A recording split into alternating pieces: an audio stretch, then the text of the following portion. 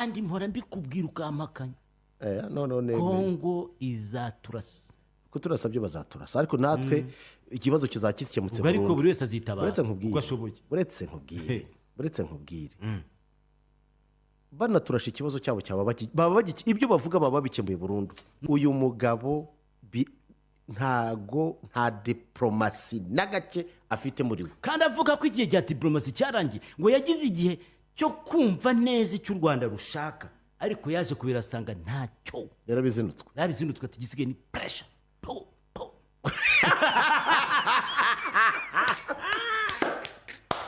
uyu munsi rero igishekeje ubu utekereza ko Lorenzo ibi bintu azabishobora Lorenzo nyamara reka numvise avuga ngo uyu munsi ngo hari agahenge kandi numvise tubivuga yuko bitagireba kutigeze ijya gusinya amasezerano yabo yabivuze no muri press review twabivuze aho bari bajeti kugira kurenga ku bintu byo guhagarika imirwano yihe twebwe turarengana nta imikino twagiyemo kandi igihe cyose bazakomeza kugenda n'abaturage tubireba tuzakomeza turwana ubu dushobora kwitega iki ni imirwano ngaho rero kuko amakuru mfite na Kongo nari gukusanya ibindi bintu noneho ngo itari ifite bikabishyira hariya abakomando abacanshuro ntaza bari bo za South Africa zizamura abarundi bazamuka uzabureba itaka rigiye kwaka mu gihe cy'imvura iba zitaka rizaka mu mvura Ce que j'ai dit, c'est que je veux parler avec le Rwanda, pas négocier, vous avez raison, parler avec le Rwanda, pour demander à M. Kagame, criminel de son État. ndahera kujyo yamaje imbere umunyamakuru uwo ni nyakubahwa Felix Antoine Tshisekedi Chilombo perezida wa Repubulika w'igihugu cya Repubulika ya Demokarasi ya Kongo ubwo yari muri ambasade ya Kongo mu Bubiligi avuye mu bitaro kuko ararwaye umunyamakuru amubwira ati ariko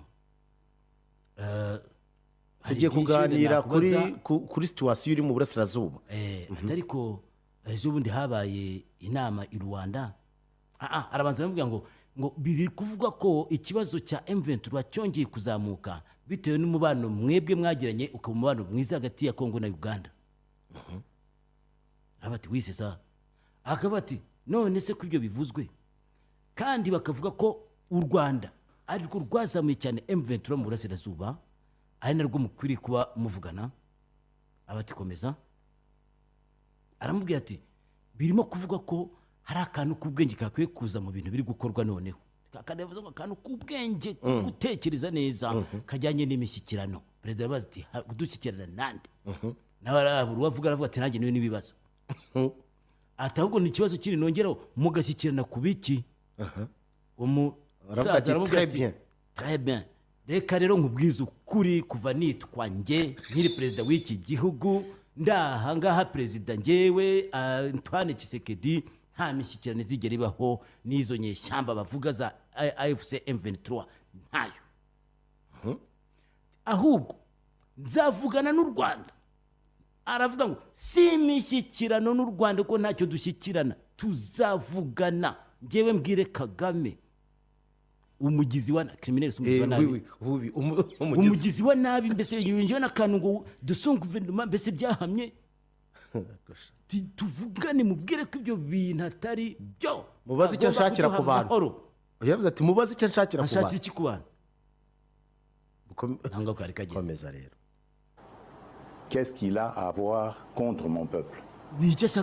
La République démocratique du Congo, à l'époque République du Zaïre, avait sauvé le Rwanda d'une plus grande catastrophe qui aurait été si nous n'avions pas ouvert nos frontières à tout ce flot de réfugiés. Malheureusement, il y a eu une certaine cécité. Akavuga ati Repubulika Iharanira Demokarasi ya Kongo yahoze yitwa Zaire yatabaye u Rwanda rukiza icyago gikomeye cyari kigiye kubaho iyo tudafungura imipaka ngo abo bantu bose baze usimpunza avuga hari hagiye kuba ishyano naho ugeze international qui a permis que parmi les fugitifs il y ait les criminels génocidaires et qu'ils soient rentrés sur notre sol avec leurs armes.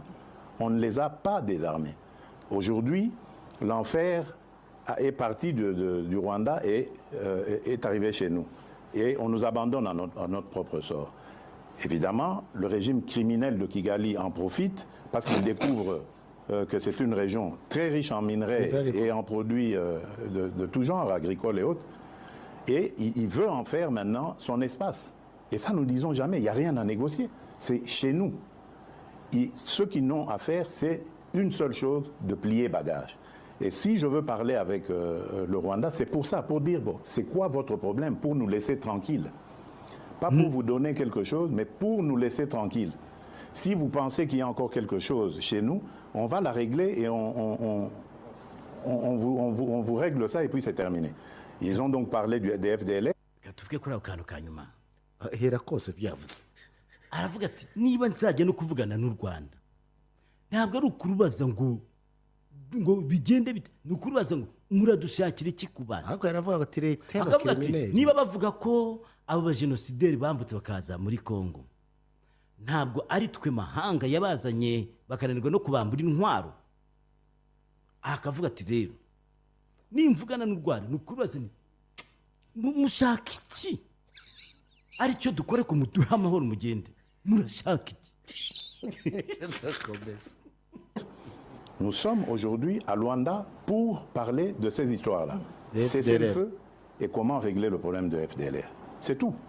Donc, ce n'est pas des négociations pour, après, arriver à des... comment ils appelaient ça, la mixage, instaurer brassage, mixage. Niet. Ça, il n'y aura plus.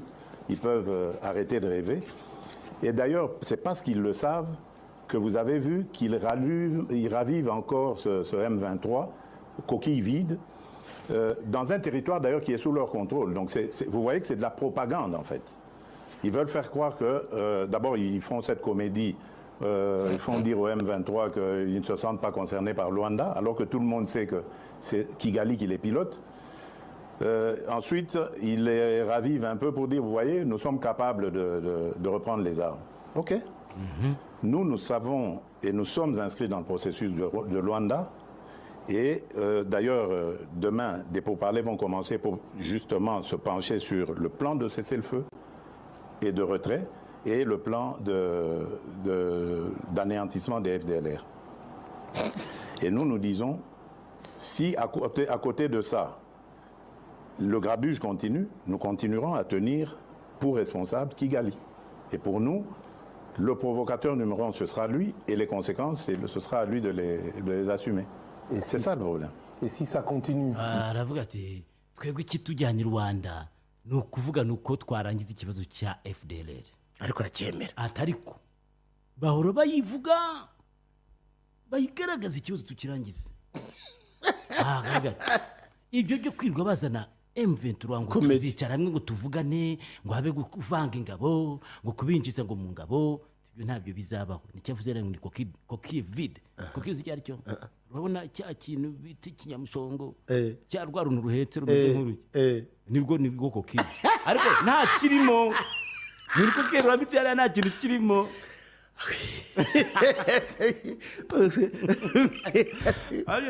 Aravuga ati rero igihe cyose ibintu bizananirana ko twabitunganye tukabishyira mu bikorwa, Kigali ihora ihetse M23 niyo tuzafata ko ari nyirabayazana kandi igomba kuzirengera ingaruka zizavamo. none umva kandi Je pense que cette guerre n'est pas qu'une guerre des richesses, mais surtout une guerre de conquête du territoire. On a beaucoup parlé de balkanisation. C'est une guerre de richesse. Mais c'est une guerre de conquête des territoires, justement, des territoires riches. Vous pensez que s'il n'y avait pas tous ces minerais rares et tant prisés dans le monde, dans ce sous-sol de chez nous là-bas, dans le Massissi, Rutshuru et tout ça, ils seraient venus. Ils nous laisseraient tranquilles. C'est des sols riches et des sous-sols riches. C'est ça qui attire. Et maintenant, pour... umunyamakuru ati kuki tutavuga se ko ari intambara ishingiye ku bukungu baza kutwiba ibiri mu butaka ariko no kuza kudufatira ubutaka bwacu bakabwomeka ku bwabo, niyo bita conquête. Aramubwira ati iyi ni intambara y'ubukungu ni ukuza kutwiba. Aramubwira ati utekereza se ko zira territoire bari mu gufata iyo ziba kuba zidafite ubutunzi buhagije bari kuza? Ntabwo bari kuza. Que ce soit définitivement mise en coupe réglée, sous coupe réglée, eh ben, ils veulent le couper de la RDC. La balkanisation est donc encore possible. Dans leur tête, pas chez nous. Jamais, elle n'est pas possible. Mais parler avec le Rwanda, c'est lui donner un minimum de bonne foi. Est-ce que vous pensez qu'il De peut bonne avoir foi, de j'y bonne crois pas. Je n'y crois pas. J'ai testé leur bonne foi, je n'y crois plus du tout. Maintenant, c'est la pression. Je remercie les États-Unis d'Amérique parce que c'est eux qui nous apportent beaucoup de choses. D'ailleurs, vous avez vu, au départ, il y a eu une trêve. Maintenant, il y a un cessez-le-feu. Je vous dis, ce n'est pas le Congo qui l'a demandé. Malgré la chute de Kanyabayonga, de Rwindi avant, ce n'est pas la RDC qui l'a demandé. C'est le Rwanda. Mais il savait qu'il ne pouvait pas nous le demander direct et le faire accepter. Il est passé par les Américains que nous écoutons.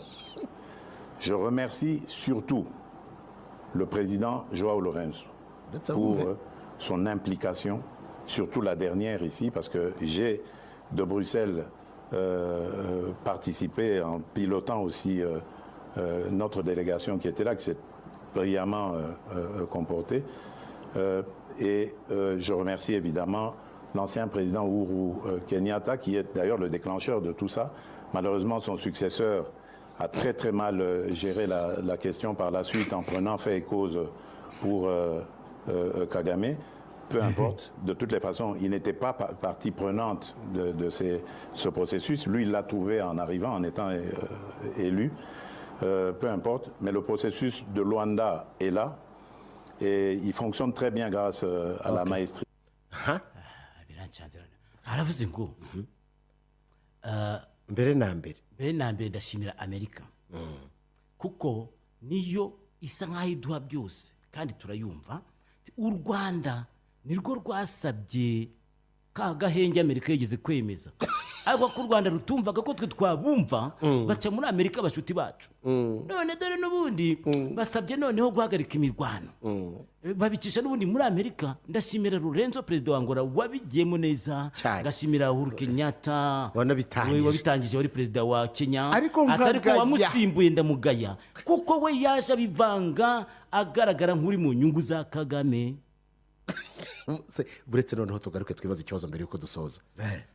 aranavuga ngo ku Rwanda icyari gikwiriye no gukomeza kubashyiraho igitutu, kandi nibyo babonye nubwo Kanyabayonga yafashwe n'ahandi ariko igitutu kibariho kirabarenze.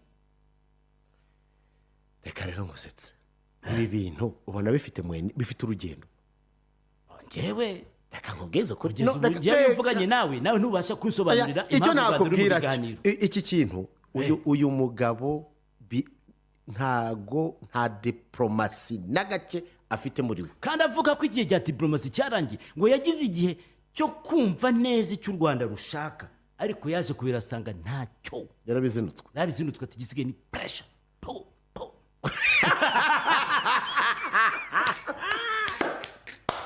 uyu munsi rero igishekeje, ubu utekereza ko Lorenzo ibi bintu azabishobora?